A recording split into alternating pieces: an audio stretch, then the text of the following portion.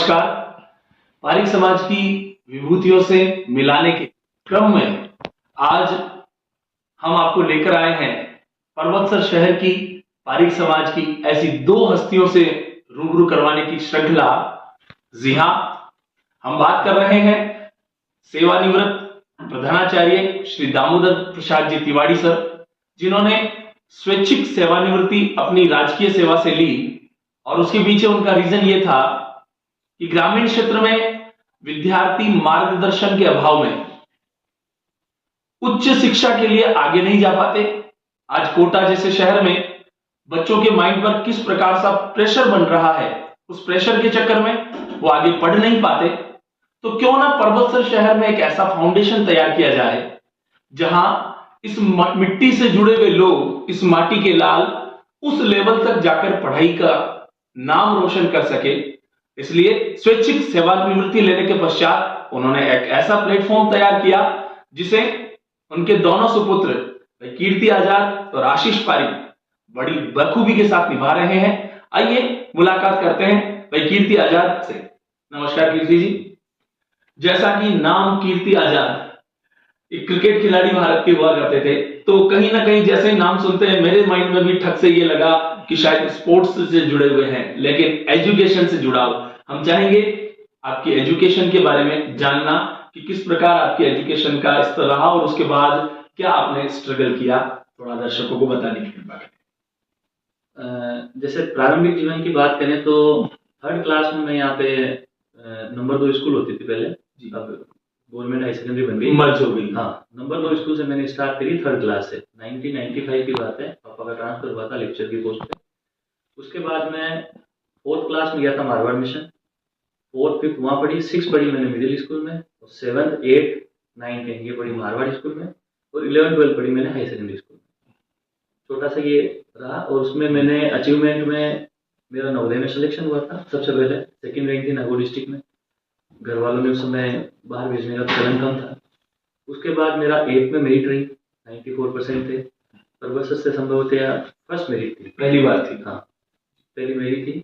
उसके बाद 10th में भी 87% बने, और राजस्थान लेवल पे 30वीं मेरिट थी, और 12th में 85%। कोटा गया था मैं, और 2 महीने के लिए लगभग कोटा रहा था, और 2 महीने कोटा रह के मैं बीमार हो गया। उस समय स्वास्थ्य मेरा काफ़ी डिस्टर्ब था, वापस आ गया। उसके बाद मैंने रीजनल कॉलेज अजमेर में 5 बच्चों का सिलेक्शन होता है, अपने राजस्थान की 5 सीटें हैं, उसमें मेरा सिलेक्शन हो गया, और वहाँ से एजुकेशन करी। फिर उसके बाद जेएलएम मेडिकल कॉलेज से ऑडियोलॉजिस्ट का कोर्स किया, वहाँ पे मेरी ज्वाइनिंग आ गई, ज्वाइन कर लिया। उसके बाद ऑडियोलॉजिस्ट की जॉब में रहते रहते ही पोस्ट ऑफिस में वैकेंसी आई थी, वहाँ पे पापा ने फार्म भर दिया, यूडीसी की पोस्ट थी। जैसे ही फार्म भरा और मैंने एग्जाम दिया, तुरंत सिलेक्शन हो गया, और पोस्टिंग भी मेरी पर्वतसर हो गई।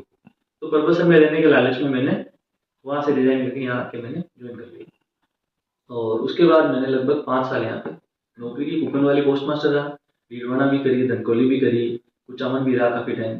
उसके बाद कुपन वाली पोस्ट मास्टर से मैंने वहाँ से रिजाइन करके, और कुछ समय के लिए, अल्पकाल के लिए, करीबन साल भर के लिए मैंने यहाँ पर्वतसर में, कुचामन में, बड़ू में 3-4 जगह पे पढ़ते थे, अध्यापन कार्य कर रहा है। उसके बाद मैं चला गया रेजोनेंस में जाके मैंने, वहाँ पे मेरा रेजोनेंस में गया तब मुझे नहीं था कि भाई मेरा सिलेक्शन भी होगा क्या, इतना आसान भी नहीं था, पर वहाँ मेरा सिलेक्शन भी हुआ, और 356 लोगों ने करीबन इंटरव्यू के लिए वहाँ पे उनको बुलाया। उनमें से 17 लोगों को लिया था उन्होंने उस समय। तो 17 लोगों में मेरी, आप किस्मत से मानो कैसे भी मानो, मेरा प्रथम स्थान था। और ये कैसे आया आज तक मुझे नहीं पता, पर प्रथम स्थान था। उसके बाद ट्रेनिंग पूरी हुई, उसमें भी मेरा प्रथम स्थान था, और उदयपुर मेरे को ज्वाइनिंग थी। जबकि मैंने वहाँ, मेरा उद्देश्य एक ही था भाई ज्ञान लेना अपन को। तो कैरियर पॉइंट में मेरे को फिर मौका मिला, और 3 महीने बाद ही मैंने वहाँ से 3-4 महीने होके कैरियर पॉइंट में मैं इंटरव्यू हुआ, और चेन्नई पढ़ाना था इंग्लिश टू इंग्लिश। वेला ग्रुप ऑफ स्कूल था, इसमें काफ़ी बड़ा ग्रुप है और काफ़ी अच्छी स्कूल है, पुनेरी में है ये अपने, और इंटरनेशनल स्कूल है। फीस भी उस समय काफ़ी अच्छी थी उसकी, और वहाँ पे बाकायदा बच्चे थाईलैंड के, नेपाल के, इनके बच्चे, इंटरनेशनल नाम ही नहीं स्कूल एक्चुअल में है। वहाँ पे हम IIT की तैयारी करवाते थे, उस टीम में मैं था, वहाँ मैंने काम किया। फिर मेरा इस दौरान मैंने जहाँ जहाँ इंटरव्यू दे रखे थे, रेजोनेंस में दिया था, उसके बाद कैरियर पॉइंट में देके गया था, तो बंसल में मेरा पुराना इंटरव्यू दिया हुआ था असिस्टेंट प्रोफेसर की पोस्ट का, उसमें भी मेरा सिलेक्शन हो गया। अब वो भी कैसे हुआ मुझे नहीं पता, मैं अपने काम करके आगे निकलने वाले लोगों में से हूँ। तो मेरे पास कॉल आया कि आपका सिलेक्शन हो चुका है, क्योंकि इंटरव्यू देके मैं आया था। और मुझे इंटरव्यू देने के बाद मैं ये कभी नहीं सोचता था मेरा नंबर आएगा, मैं यही सोच के जाता था अपना नंबर पक्का नहीं आएगा, तो काम करने की क्या, अगला काम करने की अपने को एनर्जी मिल जाए। और मेरा सिलेक्शन हर जगह ही होता गया। कुछ बालाजी के विशेष आशीर्वाद रहा कि उनको मैं कह के जाता था मेरा सिलेक्शन होना चाहिए, और वो जहाँ इंटरव्यू दिया वहाँ सिलेक्शन होता जाता। फिर उसके बाद बंसल में जैसे ही मेरा नंबर आया, तो फिर थोड़ी मातृभूमि से आशा जगी कि भाई अपन कोटा, थोड़ा मेरा जुड़ाव भी कोटा से बहुत ज़्यादा था। और चेन्नई में थोड़ा मेरे को वहाँ गया तो सही, लेकिन मेरे को एनवायरनमेंट कल्चर थोड़ा मज़ा नहीं आया। तो फिर मैं वापस, और पोस्ट भी बड़ी मिल रही थी बंसल में, लास्ट यही होती थी प्रोफेसर की, तो वहाँ बंसल में मैं ज्वाइन मैंने कर लिया। और फिर मैंने वहीं पे मतलब पैर जमा लिए और मैंने ज्वाइन किया था ये फैकल्टी। और फिर मैंने बढ़ाते बढ़ाते लास्ट में मैंने अच्छा वहाँ पे कार्य किया, और हिंदी मीडियम का भी मैं हेड रहा, और उसके बाद वहाँ पे एचओडी भी रहा हिंदी मीडियम में, और अकेडमिक हेड भी बना। फाइनली लास्ट में जा जाते मैं काफ़ी अच्छे पदों तक पहुँच गया। और वहाँ पे काम करने के बाद किसी को बदकिस्मती समझो, किसी की किस्मत समझो, कोरोना आया।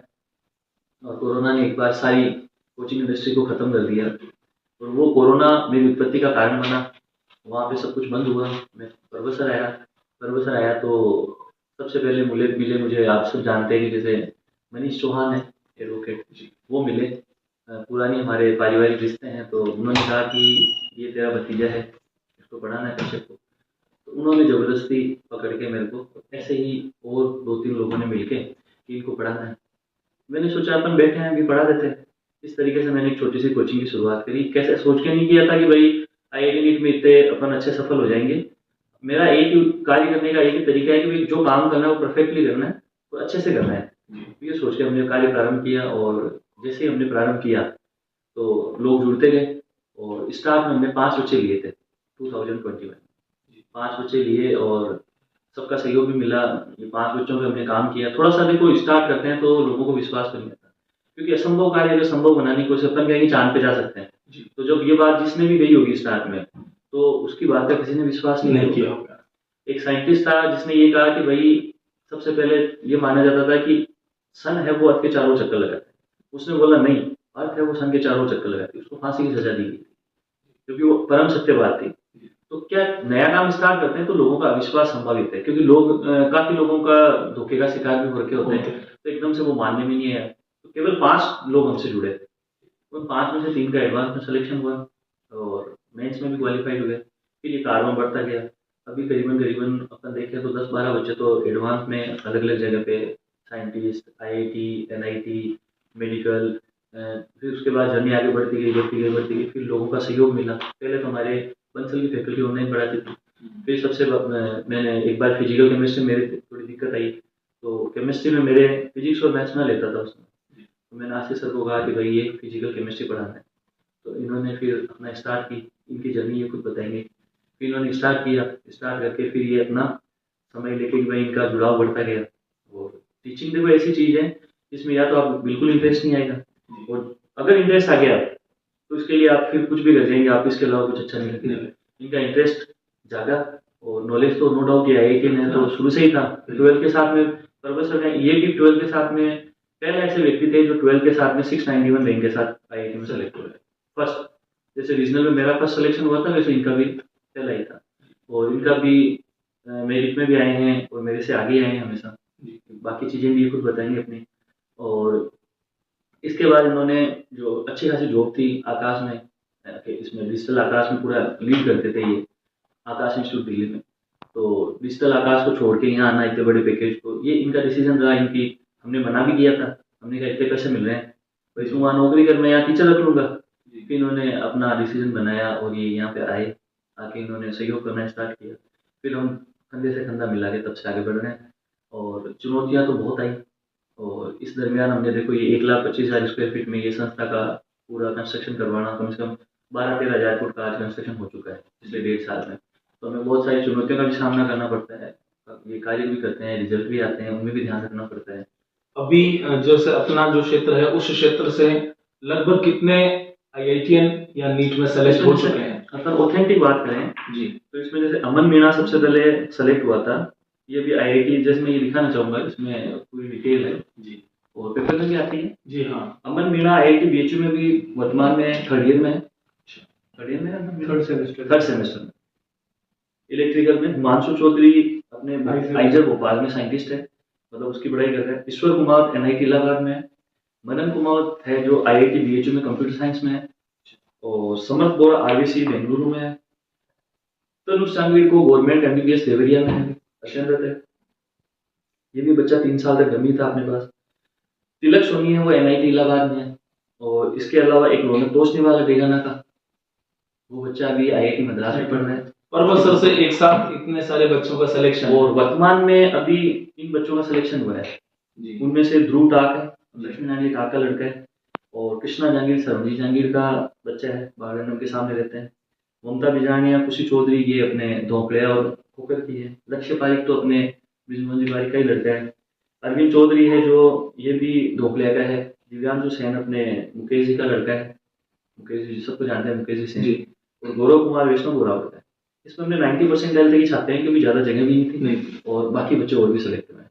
वो तो देखिए धोकलिया पर्वत सर के नजदीक एक छोटा सा गांव, ग्रामीण क्षेत्र से बच्चे निकल कर आते हैं। कीर्ति सर, मैं यहाँ आपसे पूछना चाहूंगा, जैसे मैं तो आर्ट्स फील्ड से रहा, साइंस का इतना नॉलेज नहीं रहा, क्या सुनते हैं अखबारों में कोटा में जो बच्चे पढ़ते हैं मेंटली उनके ऊपर प्रेशर रहता है, इस पढ़ाई को पढ़ने के लिए बहुत ज्यादा दिमाग लगाना पड़ता है, बहुत ज्यादा लोड लेना पड़ता है, क्या वास्तव में ऐसा सब कुछ है? नहीं, बिल्कुल। देखो इसमें क्या होता है, मैं आपको छोटी सी चीज बताना चाहूंगा।